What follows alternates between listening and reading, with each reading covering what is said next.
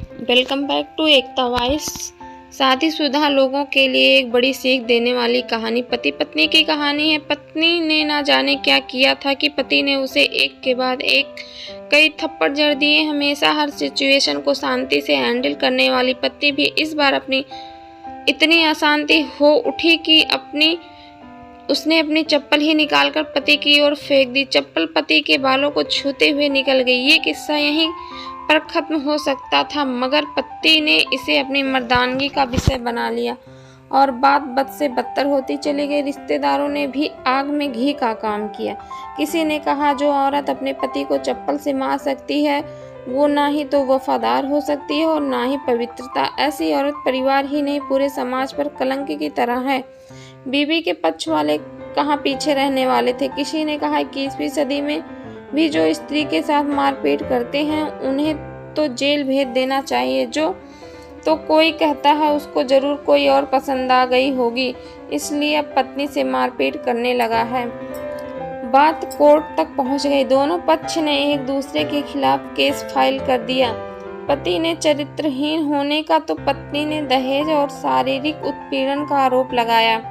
2 वर्षों से अधिक समय के लिए केस चला था। इन 2 वर्षों के दौरान दोनों पति पत्नी अलग रह रहे थे। 2 वर्षों के दौरान दोनों पक्षों के समर्थकों की संख्या कम हो गई थी। पहले जहां दोनों पक्षों में समर्थकों की संख्या समूह होता था, अब गिने चुने लोग रह गए थे। पति और पत्नी दोनों की आर्थिक स्थिति भी इस समय के दौरान नीचे गिर चुकी थी, जिन्हें वो अपना शुभचिंतक समझ रहे थे। पैसों की बात आते ही उन्होंने भी अपना परड़ा झाड़ लिया था। अगर कोई देने को राजी भी हुआ तो मोटे ब्याज की शर्त पर। आखिरकार वही हुआ जो सब चाहते थे, डाइवोर्स। हर कोई खुश था, दोनों पक्षों के रिश्तेदार, उनके माता पिता और दोनों के वकील। लेकिन 5 साल की सुखद शादी और एक सुंदर बेटी होने के बाद मिले इस डाइवोर्स से पत्नी मूक थी और पति शांत थी। शायद एक इत्तेफाक ही था कि इस खुशी को मनाने के लिए दोनों पक्ष के लोग एक ही चाय की टपरी पर बैठे आमने सामने। इत्तेफाक इसलिए क्योंकि ज्यादातर लोग जो एक दूसरे के विरोध पक्ष को सपोर्ट कर रहे थे कि वे एक दूसरे को अच्छे से जानते भी नहीं थे। पति पत्नी भी इन सभी से दूर एक दूसरे के सामने मेज पे बैठे। पत्नी ने कहा पति से, अब तो खुश हो गए ना, तुम्हारे मन की मुराद जो पूरी हुई, मुबारक हो। तुम भी तो आज जीत गई हो, मुझसे तलाक तुम्हें मिल ही गया। Congratulation to you too. पति ने कहा, तलाक को तुम अब जीत का प्रतीक समझते हो? पत्नी ने पूछा। पति चुप रहा। थोड़ी देर की शांति के बाद पति ने कहा, मुझे तुम्हें 5 लाख रुपए अभी और हर महीने 8,000 देने का आदेश है। अभी मेरे पास पैसे नहीं है, इसलिए हमारा मतलब मेरा जो सिटी में फ्लैट है उसे तुम्हारे नाम कर देता हूँ। पत्नी बोली, लेकिन उस फ्लैट की कीमत तो 18 लाख की है। हाँ, लेकिन हमारी बेटी तुम्हारे साथ है, जो आगे जाके उसके खर्चे भी बढ़ेंगे, तुम्हें थोड़ी आसानी होगी। पति ने कहा, नहीं, मुझे सिर्फ 5 लाख ही देना और तुम हर महीने 8,000 तो देने ही वाले हो। मैं मैनेज कर लूंगी। अगर 5 लाख नहीं हो तब भी कोई बात नहीं। पत्नी बोली।